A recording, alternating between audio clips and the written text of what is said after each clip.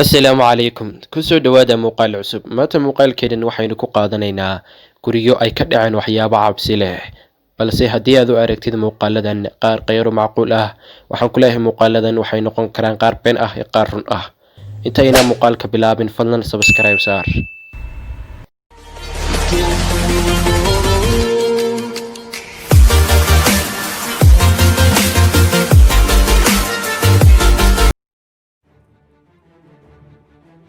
Dhacdadani waxay ku dhacday Bella Jones. Waxay ku nooshahay gurigan. Waxa ay tiri waxa gurigan igula nool jin aniga ii eg, waxaana soo muuqdaa saacadaha dambe ee habeenkii.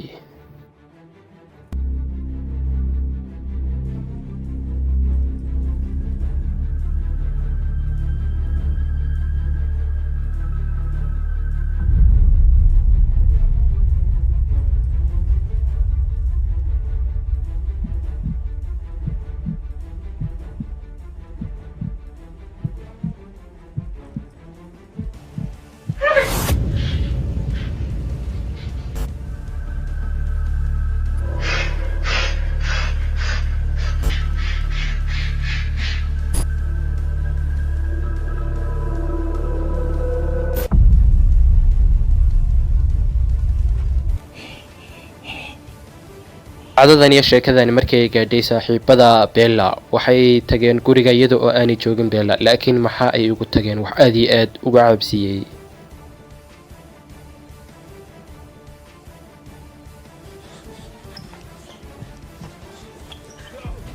What are you doing in this house?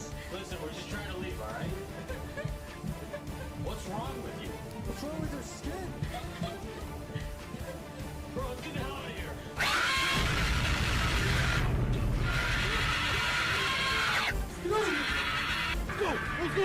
Let's go!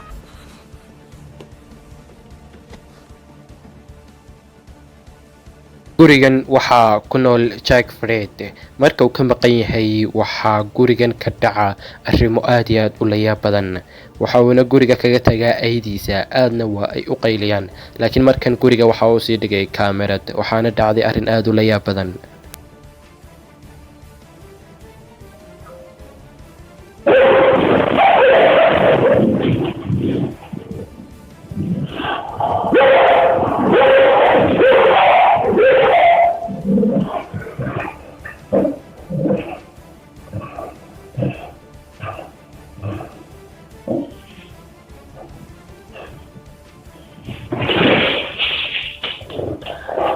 Eygu wuxuu dareemay inay guriga wax u soo dhawaanayaan, waxa uuna bilaabay qaylo. Waxyaabaha uu sameynaya ficiladiisuna aad iyo aad ay u layaab badan yihiin.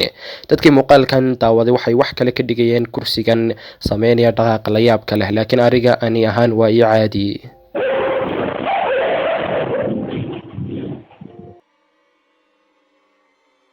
Dhacdada gurigan waxay ka bilaamatay inan yar oo la dilay, si xunna loo dilay. Waa la baadhay kiiskan, laakiin waxba lagama helin. Faamilkii waa ay ka guureen gurigooda. Waxaa soo degay faamil kale, laakiin waxyaabo la yaab leh markii ay la kulmeen, iyaguna waa iskaga guureen. Sanado badan ayaa kasoo wareegay, gurigana looma ag dhowaan jirin. Kadib waxaa tegay nin dhalinyaro ah iyo koox la socotay, laakiin waxa uu isagu gaar ahaan kala kulmay ayaa aad iyo aad u cabsi badnaa.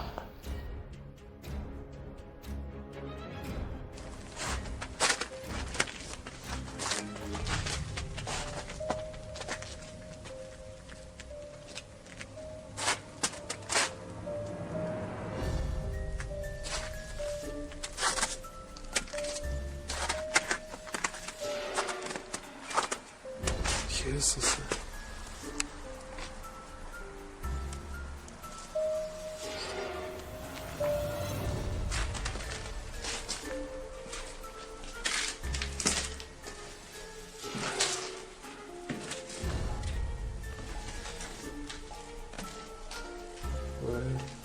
ليه في منطقة بسكوت؟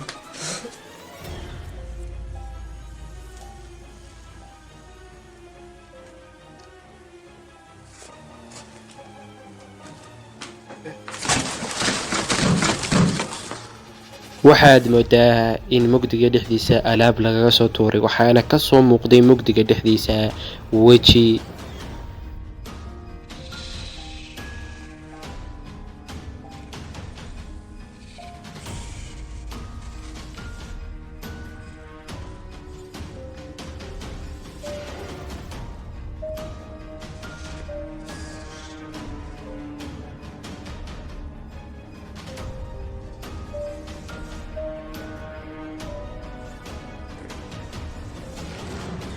guriga dhexdiisa waxaa ka soo muuqday weji inan yar ama ilmo yar oo aad iyo aad u cadhaysan.